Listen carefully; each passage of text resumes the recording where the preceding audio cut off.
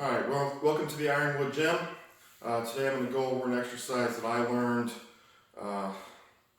probably 15 or so years ago.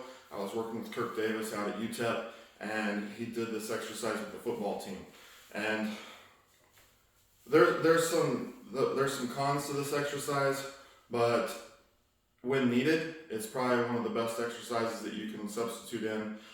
It's just a glute-ham raise, but a lot of gyms don't have an actual glute-ham bench, and without a glute-ham bench, trying to do glute-ham raises just doesn't work very well. So this is a good substitute to replace that, because you really want glute-ham raises in your program if you're trying to develop your hamstrings.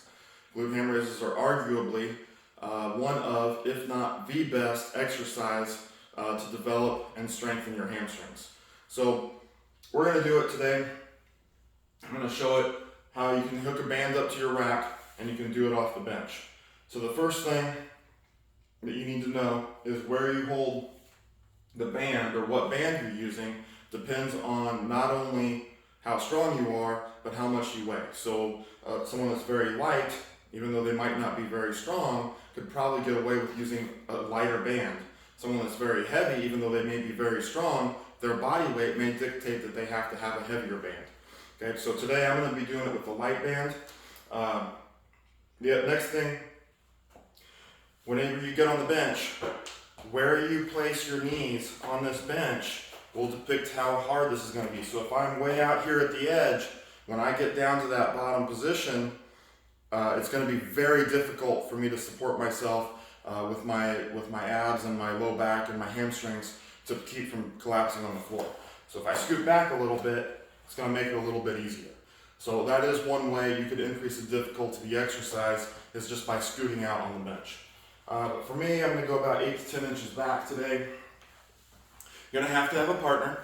Your partner's going to sit about, not way down by your feet, about the ball of your calf. Okay. From there, take your grip on the band. Okay.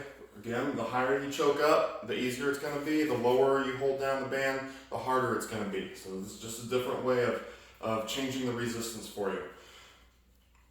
Pull the band down. You want to keep your chin tucked. Okay, so if you start to bring your head up, you're going to start arching your back, which you don't want to do. You want this to be a hamstring exercise. Your low back will still be working, but we want to focus on the hamstrings. So you're going to take your grip on the band, tuck your chin, keep the band held tight to your chest. Okay, you're just going to lay out flat.